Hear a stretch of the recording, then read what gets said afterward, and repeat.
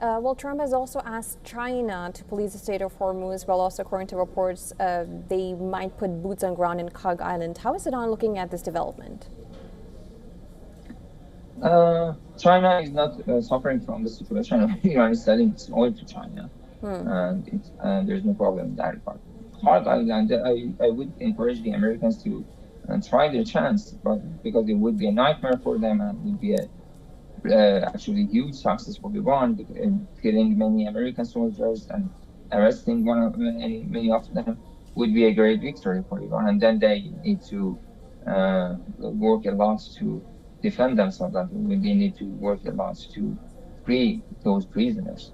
So it is Iranian land, and they are far away from there. Even if they can, we just, let's theoretically speaking, we imagine that they are able to heliburn some forces to Kag Island. How would they want to keep that? That's Iranian land. It can easily reach there. Iran can defend itself. Iran can fight against them. And we should consider that Iran is much, much stronger than the Americans on battlefield on the ground. So when it comes to the boots on the ground, Iranians have particularly better experience and upper hand in such a fight, and we can consider themselves actually, those forces can consider themselves already dead by going to Iranian land. And Donald Trump has also said that the war with Iran will end soon. Your reaction to this comment? Yes, they can end soon if they decide to remove their military bases soon, and they decide to pay the compensations soon, and they can actually stop aggression against Iran soon. Then yes, if all the conditions are happening, the war can come to an end soon. But the problem is that they are not doing that, and Iran is not in no rush to stop the war. Iran has prepared itself for a long war, and there is no concern for that. Iran is playing at home, and it is not suffering from moving thousands of miles from other parts of the world to here to fight. Iran is here and will be here and will be winning the war. So it has no rush to end the war. If they want to end it soon, yes, there are some conditions that to carry out, and they are not doing it. If they do that, if they close their bases, if they stop the aggression, and if they accept the compensation and the union conditions, yes, the war can end very soon if they accept it. And yes, we're 3 weeks into the war, and Iran has been very resilient with these attacks in defending and also attacking. But realistically, how long can Iran go on with this war, according to you? Iran has the experience of fighting 8 years in 1980s against Saddam's war against Iran.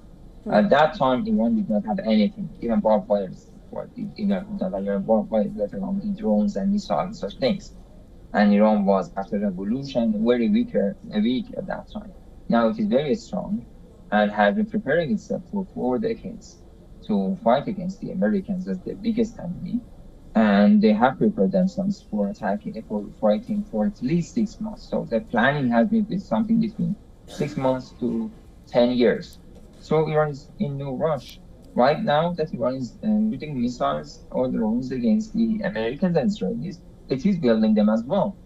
So there is no such a thing as running out of missiles. Iran is creating missiles right now. Iran is creating drones right now. So there is no such a thing as running out of ammunition for the Iranian side.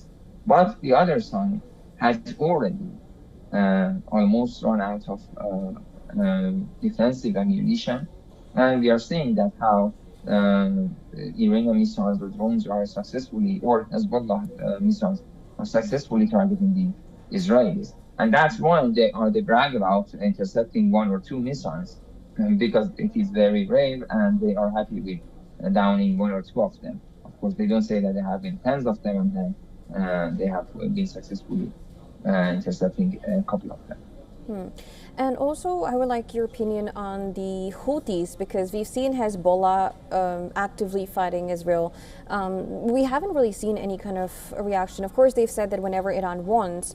Do you think that the Houthis will take part and how would it change the phase of the war going forward? So there are two points that the Yemenis and the Houthis can actually take consideration of. One of them is the American Navy in that part of the world and next to them. And the second is the Arab countries. So if the Yemenis have warned the Arab countries that they want to actively engage in attack against Iran, then Yemen would attack them as well. And we can remember how Aramco was once attacked and targeted by the Yemenis 20 years ago, and how that would be damaging the Arab economy and, of course, global economy by destroying the oil markets. Right now, we have seen rise from $72 per barrel to 160 something, 6 something like that per barrel. So if Aramco is targeted again, the oil markets would actually skyrocket, and there would be a shock to the global economy. So they have warned them, if as long as they are not involved directly and actively, Yemen is not involved.